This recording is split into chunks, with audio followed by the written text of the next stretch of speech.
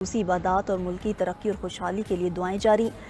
गिरजाघरों के बाहर सिक्योरिटी के सख्त इंतजाम। सदर मुमलिकत और वज़ीर आज़म की जानिब से मसीही बरादरी को ईस्टर की मुबारकबाद। अपने बयान में सदर आसिफ अली जरदारी का कहना था कि मसीही बरादरी पाकिस्तान का कीमती असासा है। आईन पाकिस्तान तमाम अक़लियतों के हकूक़ की ज़मानत देता है।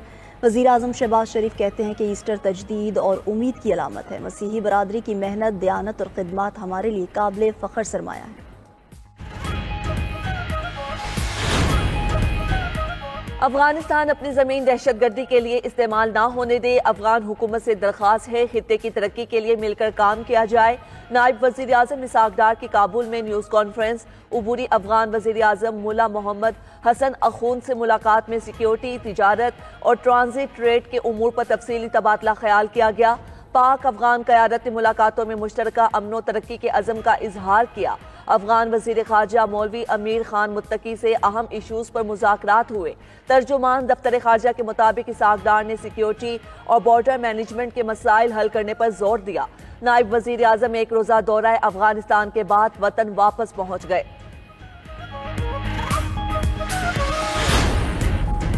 सिंध के पानी का एक कतरा भी नहीं लेंगे। पानी के मसले पर सियासत नहीं होनी चाहिए। वज़ीर आज़म की मुशीर बराए बैनुल सूबाई राब्ता राना सनाउल्लाह की वजाहत। बोले, वज़ीर आज़म ने पीपल्स पार्टी के साथ बातचीत करने की हिदायत की है। पानी समेत तमाम वसाइल की मुनसिफाना तकसीम पर मुकम्मल यकीन रखते हैं। पीपल्स पार्टी विफाक का हिस्सा है, इससे जिम्मेदारी से बात करनी चाहिए। अवाम के हुकूक के तहफ़्फ़ुज़ पर समझौता किया और ना करेंगे। वज़ीर इत्तलात अता तारड़ का कहना है कि नाज इंतज़ामी मामला है, इस पर सियासत नहीं होनी चाहिए। पानी की मुनसिफाना तकसीम का कानून मौजूद है, किसी की हक तलफी नहीं होगी।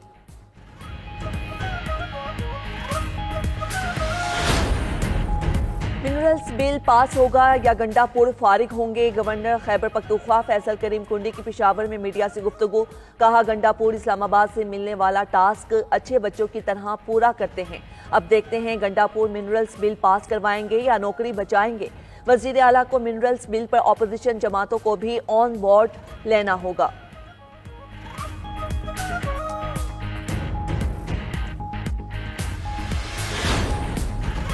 गजा में इसराइल की खून रेजी जारी। मजीद 94 फलस्तीनी शहीद। खान यूनस में घर पर फजाई हमले में 10 फलस्तीनी जाम शहादत नोश कर गए।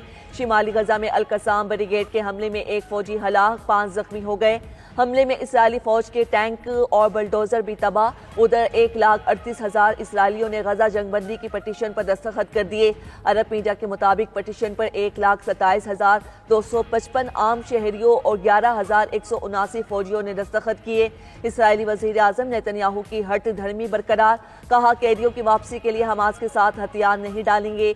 जंग खत्म कर दी तो हमास अपनी अस्करी सलाहियतों को बहाल कर लेगी।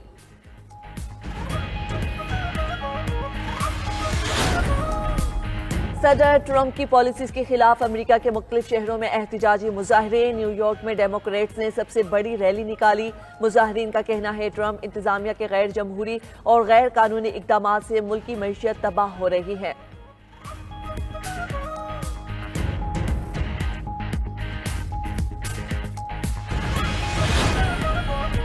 जौहरी प्रोग्राम पर ईरान और अमेरिका के रोम में मुज़ाकरात। बातचीत ओमानी सिफारत खाने में हुई। दोनों वफूद अलग कमरों में बैठे और ओमानी वजीर खारजा के जरिए बातचीत की। फरीकैन का मुज़ाकरात के लिए अगले हफ्ते तीसरी बैठक पर इत्तेफाक।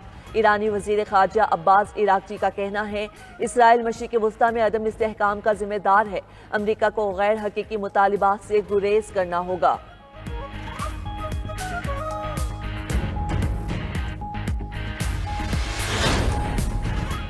और PSL 10 में पेशावर ज़ल्मी की पहली कामयाबी। मुल्तान सुल्तान्स को मुसलसल तीसरी शिकस्त। पेशावर ज़ल्मी ने पहले खेलते हुए 7 विकेट्स पर 227 रन बनाए।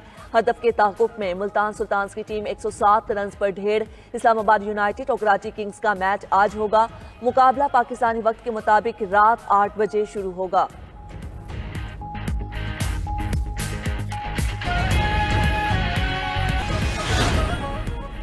ओमान की ईरान के पुरअमन जौहरी तवानाई के हक की हिमायत। ओमानी वजारत खारजा ने कहा है ईरान और अमरीका के दरमियान आज की बातचीत में मुज़ाकरात के अगले मरहले की तरफ बढ़ने पर इत्तफाक हुआ है, जिसका मकसद एक मुनसिफाना, मुस्तकिल और पाबंद मुआहिदे तक पहुंचना है। यह मुआहिदा इस बात को यकीनी बनाएगा कि ईरान जौहरी हथियारों से पाक रहे। इस पर पाबंदियों का मुकम्मल खात्मा